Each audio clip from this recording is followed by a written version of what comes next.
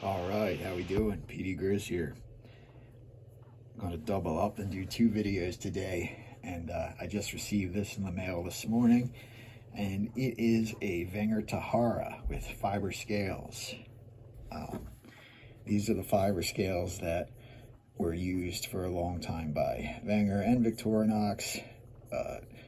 Most popularly known from their soldier models, like the 1908 soldier models. Victorinox used them all the way up to when they did the A-Lock soldiers in 1961, but Wenger switched to what they called Grylon, or plastic, in the 50s for the soldier knives. And Switzerland actually wanted Victorinox to do plastic handles, but they basically said, no, we're going to keep doing fiber. But anyway, you'll notice this does not have a shield. I believe that puts this in the earlier range of these, but let's get into it. Start out with the old Warner style can opener. I call these a Warner style can opener. Some people call them dog legs, but there's also another type of can opener they call dog leg. And then some people call them lobster claws, but there's also another style of can opener called lobster claws. So to avoid confusion, I call these Warner, based on that they are similar to one of the early can opener patents by a man named E.J. Warner, who patented a dedicated can opener that I believe evolved into this can opener for knives. So there you go. Then we got the screwdriver with a bottle opener. Standard issue stuff there. Have a small clip blade.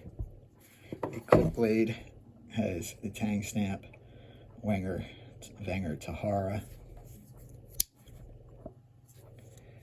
And then the main blade also has the Tahara Tang Stamp.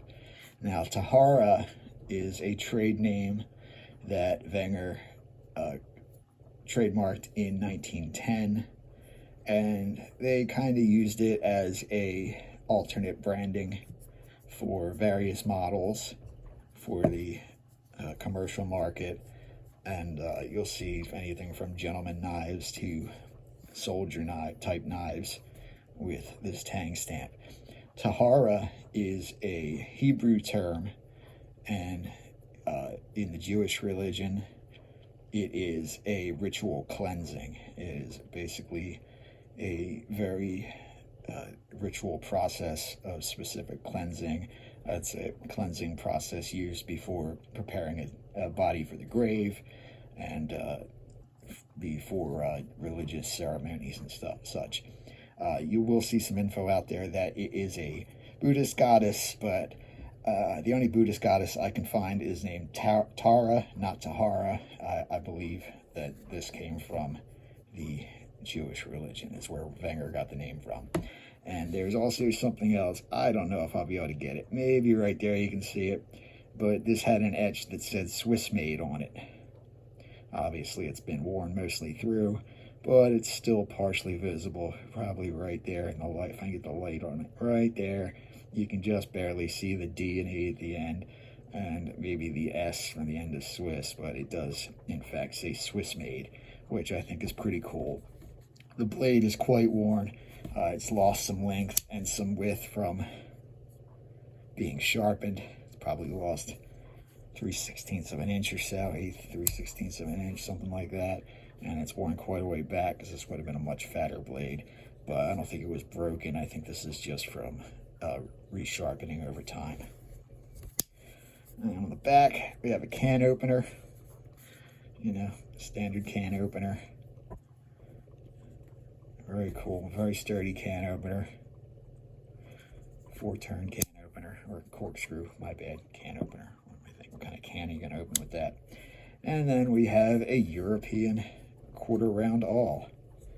The edges are machined quite sharp on this. The point is rather sharp. Very effective awl right there. The liners in here, the appear to be aluminum.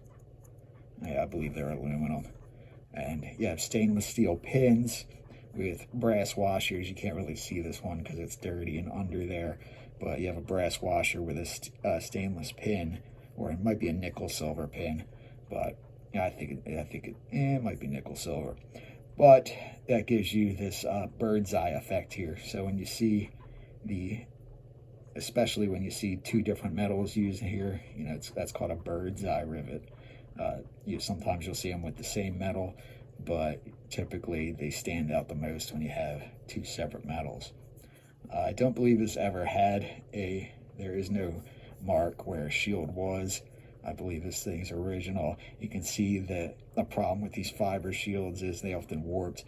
You can see that they both warped and have separated a bit from the liners in here. So nothing unusual about that. These are in pretty good shape. There's plenty of these that the scales just fell off of altogether. So finding these in this condition is great. Back to the Tang Stamp, something I wanted to mention. There are at least two versions of this Tang Stamp. One has the much bolder letters, and that ranges from 1910 to about 1925.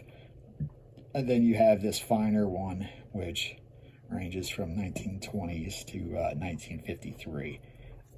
So that puts this knife somewhere from 1925 to the 1950s thereabout. If anybody knows any way to age this more specifically, I've checked out all the resources I can find, or as deep as I'm interested in looking, and I couldn't find anything that specifically gives it a narrower age range than between 1953 and 1925. Anyway, very cool knife. I'm excited to have one. I've been looking for one of these 4-pin models for a while. I love the exposed pins. I just think they look so cool. And this one's quite usable, but it's going to sit and display my collection. I won't be carrying this one. But very cool knife. So if you ever see one, grab it up. Super cool. Wenger Tahara. Very clean knife, I guess, according to the Tahara history. Anyway, thanks for watching, and I'll see you in the next one. Petey Grizz out.